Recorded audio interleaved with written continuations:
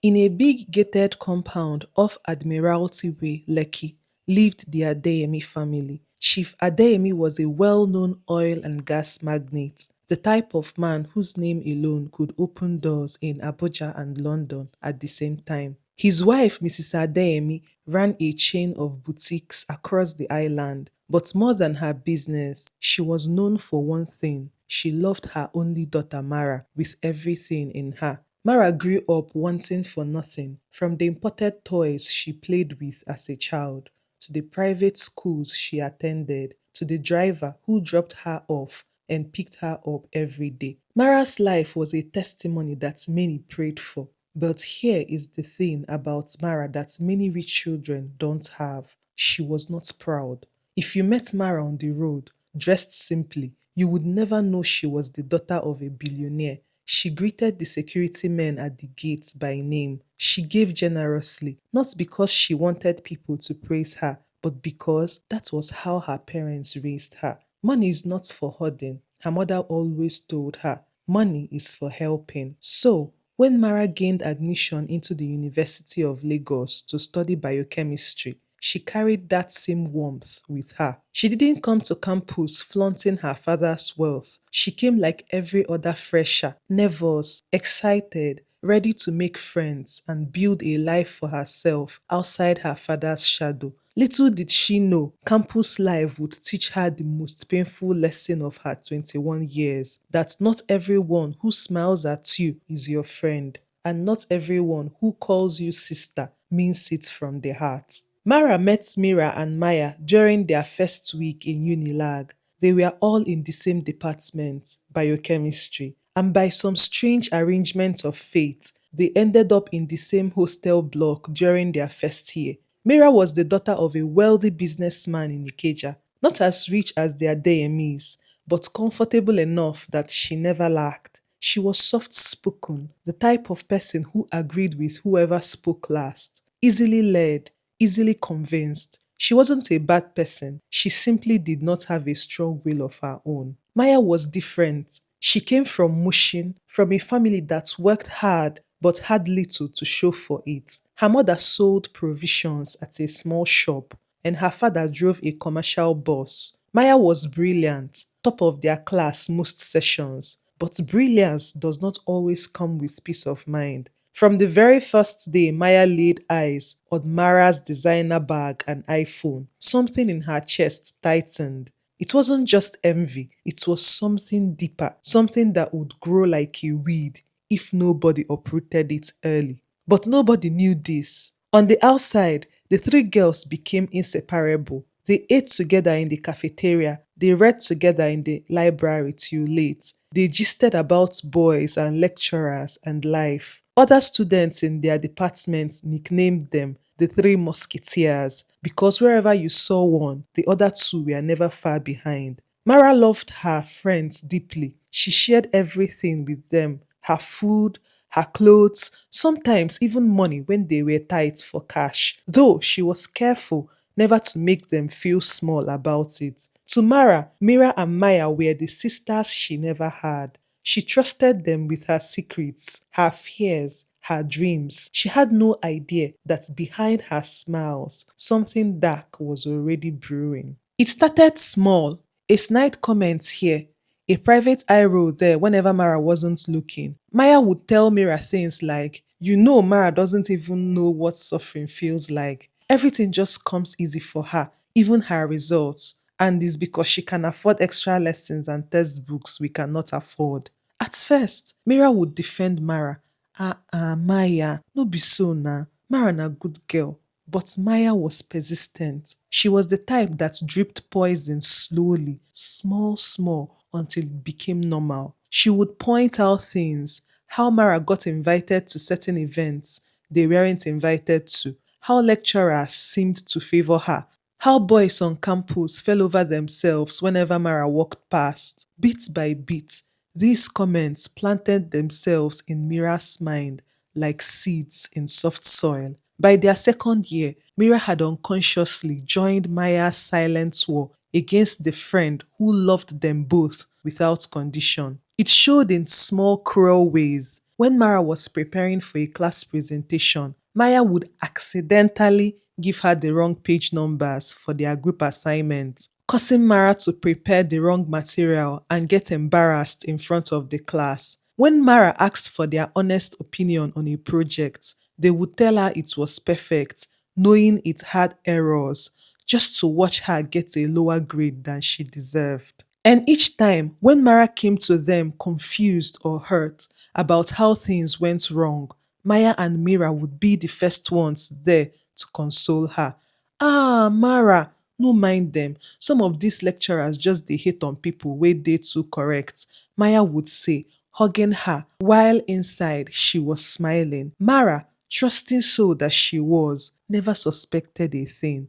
She thanked God for friends who stood by her during her low moments, not knowing those low moments were manufactured by the very hands that comforted her. Everything changed in the second semester of their second year. Destiny was a 300 level microbiology student, tall, dark, with the kind of smile that made girls forget their own names mid sentence. He was smart, respectful, and unlike many campus boys, he wasn't interested in chasing every girl he saw. He had his eyes on academics and his small circle of close friends. But there was one girl he noticed, Mara. He first saw her at a departmental fellowship program where students from different departments gathered. Mara was helping to arrange chairs for elderly guests, laughing freely, completely unaware that a certain young man across the hall was watching her with growing interest. It took him 3 weeks to gather courage to approach her. When he finally did, right outside the Faculty of Science building, Mara was surprised but pleased. I've been wanting to talk to you for weeks, Destiny said, rubbing the back of his neck. I just didn't know how to start. Mara laughed. You just started now, nah? They exchanged numbers that day, and within 2 weeks, Destiny asked her to be his girlfriend. Now, here is what Mara did not know and wouldn't know until much later. Maya had been eyeing Destiny long before he ever noticed Mara. She had liked him from her first year, had positioned herself at events she knew he would attend. He even asked mutual friends to put in a good word for her, but Destiny never showed interest.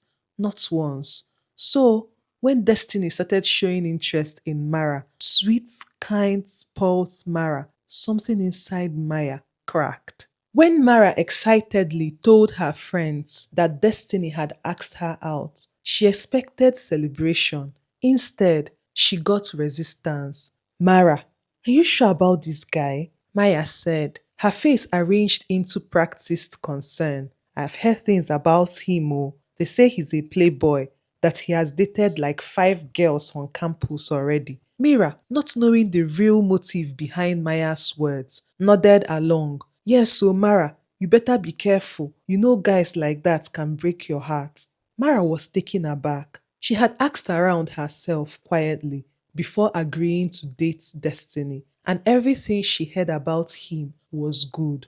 Respectful, focused, serious about his books. She looked at her friends, confused by their sudden negativity. I hear you, Mara said slowly, but I really like him. And from what I have seen and heard, he's not like that. I want to give this a chance. Maya's jaw tightened. So you don't trust us again, Abby? We are your friends. We are just looking out for you. It's not about trust, Maya. It's my life and I want to make this decision myself. The arguments escalated that evening. Words were exchanged, some harsh, some hurtful, and by the time it was over, the three musketeers were no longer speaking. For almost a month, Mara walked past Mira and Maya in the hostel corridor without a word. It was strange, painful even, because they had never gone a single day without talking since they met. But Mara stood her ground. She continued seeing Destiny, and true to what she had observed, he treated her with respect and genuine care. He opened up to her about his dreams of becoming a microbiologist working on vaccine research. She opened up to him about the pressure of living up to her family name. Their bond grew deeper by the week. Eventually, after weeks of cold silence, Mira reached out first. She missed her friend. She missed the laughter, the gist, the late night reading sessions. She convinced Maya, though Maya took more convincing that she let on, that they should apologize and patch things up. Mara, being the forgiving soul she was, welcomed them back with open arms. Guys, I've missed you two so much, she said, tears in her eyes as they hugged in her hostel room. Let's not fight like this again, please. Little did she know the peace was only on the surface. Beneath it, Maya's resentment hadn't died. It had only gone quiet, waiting. With the friendship restored, life seemed to return to normal. The three musketeers were back to eating together, studying together, gisting together. Mara was happy. She had her best friends back, and she had destiny. Life felt complete. What Mara did not know was that Maya had never stopped pursuing destiny quietly, carefully, behind closed doors. It started with innocent messages. Maya would test Destiny things like, Hope Mara is treating you well, oh, or you better not break my friend's heart, oh. Simple, harmless looking texts that opened a door for conversation. Slowly, the texts became more frequent, more personal. Maya would find reasons to be wherever Destiny was, a departmental event, the library, even outside his hostel block, always with a ready explanation if anyone asked. She would compliment him in ways that crossed the line of ordinary friendliness. Destiny, has anyone told you that you're too fine for this university? She said once, laughing it off as a joke when he seemed uncomfortable. At first, Destiny brushed it off as Maya just being friendly, being Mara's close friend. But over time, the pattern became too clear to ignore. Maya would touch his arm a little too long when talking to him. She would show up at places she had no reason to be. She once sent him a message late at night saying, I know say you and Mara dey together, but if things no work out between una, make you no forget say I dey around though. Destiny was stunned when he read that message. He stared at his phone for a long time, unsure of what to do. This was his girlfriend's supposed best friend. If he told Mara, would she believe him? Would it cause unnecessary problem between the friends? He decided to wait, hoping Maya would stop on her own. But she didn't. The advances continued for weeks. Maya grew bolder, perhaps emboldened by his silence. She began inviting him to study together, alone, knowing fully well their courses had nothing in common. She would show up in outfits clearly not meant for a library session. Each time, Destiny politely declined or found an excuse to leave early. Finally, one evening, after Maya sent him a message that left no room for misinterpretation, practically declaring her feelings for him outright, Destiny knew he could no longer stay silent. This was no longer something he could manage alone. He loved Mara and he refused to let a secret like this rot quietly and destroy their relationship from the inside. He decided he had to tell her the truth, no matter how difficult it would be. Destiny invited Mara out to a quiet spot at Landmark Beach, away from the noise of campus. Mara noticed immediately that something was wrong. His usual playful energy was missing, replaced by a heaviness that made her stomach tighten with worry. Destiny, what's wrong? You're scaring me. He took a deep breath, running his hand over his face. Mara, I need to tell you something, and I need you to hear me out completely before you react. Okay, she said slowly, her heart already racing. It's about Maya. The moment he said her name, Mara felt a strange chill. What about her? Destiny told her everything, the messages, the touches, the late night texts, the invitations to be alone. He showed her screenshots he had saved, just in case. As Mara read through them, her hands began to shake. Her chest tightened with a mixture of disbelief and anger. This can't be true, she whispered, more to herself than to him. Maya wouldn't do this to me. She's my sister. Destiny, we've been through everything together. I know this is hard to hear. Destiny said gently, and I understand if you're upset with me for telling you. but I couldn't keep this from you. I love you, Mara, and I don't want any secrets between us, especially not ones involving people you trust so much. For a moment, anger flared in Mara, not at Maya, but at Destiny. Why would you even accuse my friend like this? Maybe you misunderstood her. Maybe. Mara, look at the messages yourself. There is no misunderstanding here. She stared at the screenshots again, her mind refusing to accept what her eyes were clearly showing her. She left that evening confused, hurt, and torn between the boyfriend she trusted and the friend she had known for years. That night, she couldn't sleep. She kept replaying moments from the past, small things she had brushed aside without a second thought. The way Maya sometimes went quiet whenever Destiny's name came up in conversation. The way she discouraged the relationship from the very beginning. The way she always had one excuse or another to be around whenever Destiny visited. Slowly, painfully, the pieces began to fit together. Mara decided she would not confront Maya immediately. She needed to be sure. She needed proof beyond what Destiny had shown her, something that would remove all doubt from her heart. Over the next 2 weeks, she watched quietly.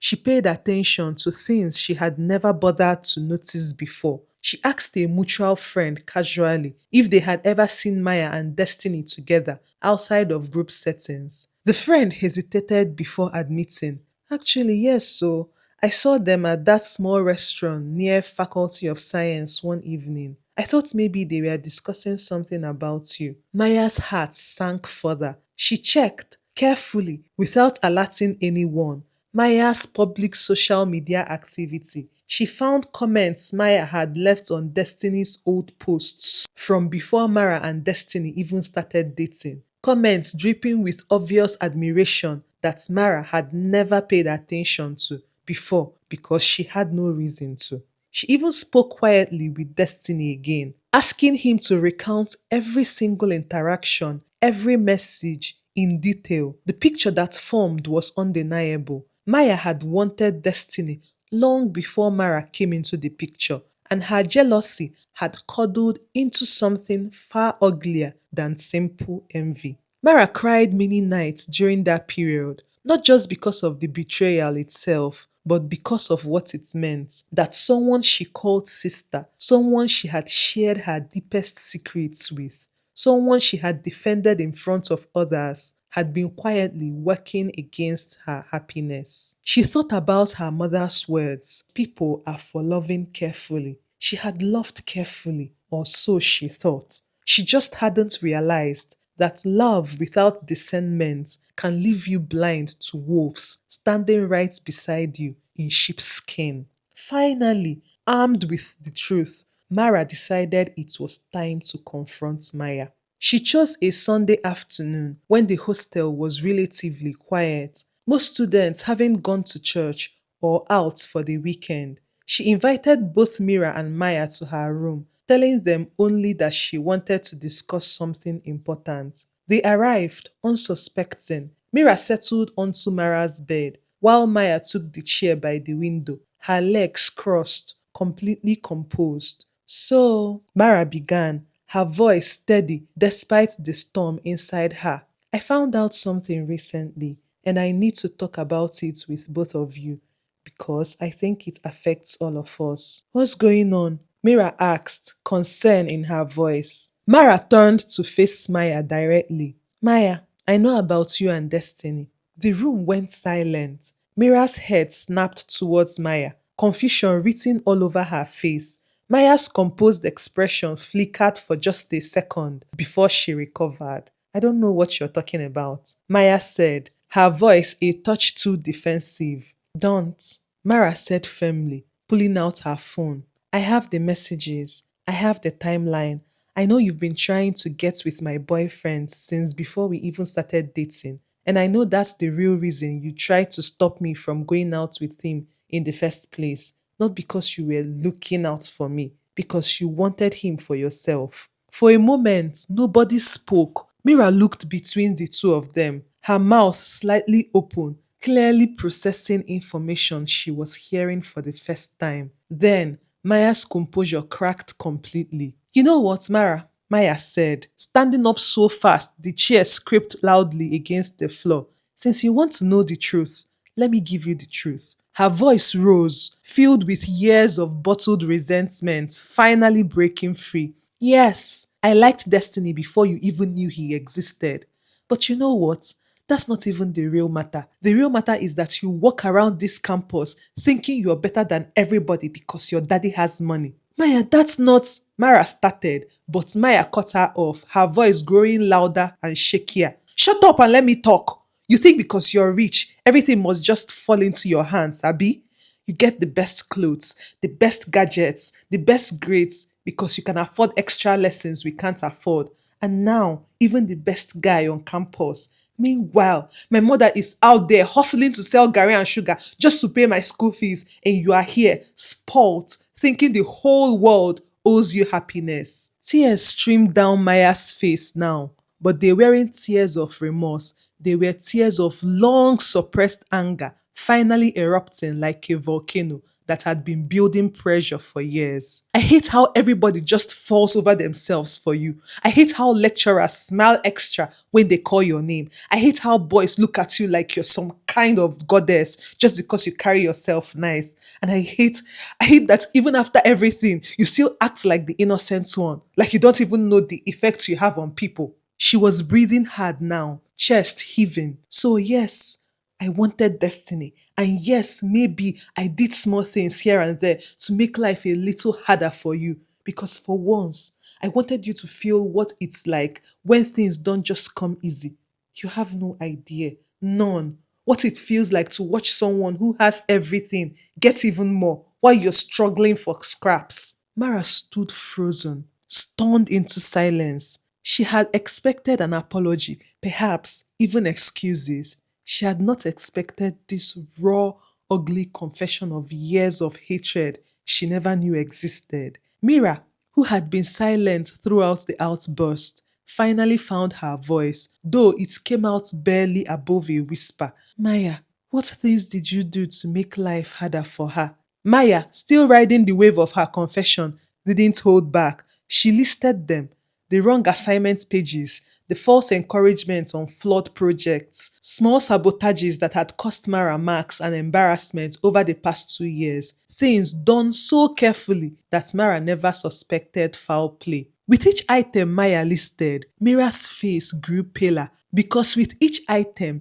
Mira realized something horrifying. She had been present for many of these moments.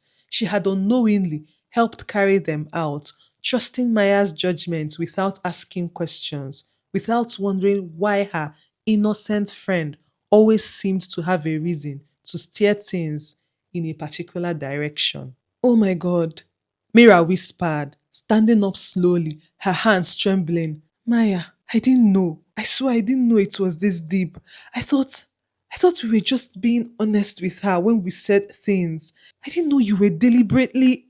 Of course you didn't know, Maya snapped, some of her earlier fire returning, though now mixed with the exhaustion of having finally said everything she had held in for so long. You never ask questions, Mira. You just follow. That is your problem. The words hit Mira like a slap because deep down she knew they were true. She had spent 2 years being led by Maya's opinions, Maya's judgments, Maya's carefully worded suggestions, never once stopping to ask why, never once considering that her best friend's motives might not be as pure as they seemed. Mira turned to Mara, her eyes filled with tears now, guilt washing over her in waves. Mara, I am so sorry. I didn't know Maya's real reasons for a lot of the things we did, but that doesn't excuse me. I still did those things. I still hurt you, even when I didn't fully understand why. I let myself be used because I never bothered to think for myself. I am so sorry. So, so sorry. Mara looked at her former best friend, this girl who had shared a room with her, laughed with her, cried with her, and yet had also quietly participated in tearing her down without ever fully questioning why. There was a strange mix of emotions swelling in her chest: hurt, betrayal, but also, surprisingly, a small measure of understanding for Mira, whose guilt seemed genuine in a way Maya's confession did not. Maya, on the other hand, showed no sign of remorse. If anything, having said everything out loud seemed to have given her a strange sense of relief, as if a weight had finally been lifted, even if what remained in its place was the wreckage of a friendship. I am not sorry, Maya said finally, wiping her face but not looking away. I am not sorry for how I feel. Maybe I'm sorry for how it played out, but not for the feelings themselves. You'll never understand what it's like to be me, Mara. You never will. With that, she picked up her bag and walked out of the room, leaving a heavy, painful silence behind her. For days after the confrontation, Mara barely left her room except for lectures. The betrayal cut deeper than she expected, not because of Destiny, whom she trusted completely and whose honesty had, in fact, protected her, but because of what it revealed about the nature of the friendship she thought she had. She thought about all the years, the shared meals, the study sessions, the moments of laughter, and wondered how much of it had been real and how much had simply been Maya's careful performance and Mira's blind participation in that performance. Mira, for her part, refused to give up on repairing what could be repaired. She apologized again and again, not with grand gestures, but with quiet consistency, checking on Mara, being honest about things she noticed, slowly rebuilding trust brick by brick, rather than expecting it to be handed back immediately. I understand if you never fully trust me again, Mira told her one evening, weeks later, as they sat together in the campus garden, the tension between them finally beginning to soften. But I want you to know that whatever happens, I have learned something important from this. I let someone else think for me for too long, and it cost me my integrity, and it cost you a lot of pain. I don't want to be that person anymore. Mara studied her for a long time. You know what hurts me the most? It's not even what you two did. People do wicked things sometimes. That's life. What hurts is that I trusted so completely. I didn't even think to question it. I gave my whole heart without checking who deserved to hold it. That's not your fault, Mira said softly. That's not a flaw, Mara. That's who you are. You love people freely. The problem was never how you loved. The problem was that some of us did not deserve that kind of love. Slowly, cautiously, Mara and Mira began to rebuild something new. Not quite the same friendship as before, because too much had happened for it to be identical, but something more honest, built on a foundation that had been tested and, this time, chosen deliberately rather than assumed blindly. As for Maya, she and Mara never spoke again beyond the necessary politeness required in a shared department. Maya eventually transferred her social circle to other students, and though she remained academically brilliant, something had shifted permanently for those who witnessed that Sunday afternoon confession. The three musketeers were no more. In their place stood a wiser Mara, still kind, still generous, but no longer naive. A more thoughtful Mira, no longer a follower, but a young woman learning to think and choose for herself. And Maya, wherever her path led her next, carrying the weight of choices that had cost her something she perhaps hadn't fully understood she valued. Genuine friendship, freely given until she let jealousy poison it beyond repair. Because in the end, this is the lesson Lagos itself seems to whisper to anyone willing to listen. Not everyone who walks beside you is walking with you. Some are wolves patiently waiting in sheep's clothing for the day your guard comes down. Watch closely, love wisely, and never be afraid to seek the truth, no matter how much it costs. Thank you so much for watching to this point. I hope you learned lessons and you enjoyed this story. If you did, please do like, drop a comment, share, and subscribe to my channel. Also, turn on your notifications so that you don't miss out on any of our juicy stories. I'll see you on the next one. Till then, bye.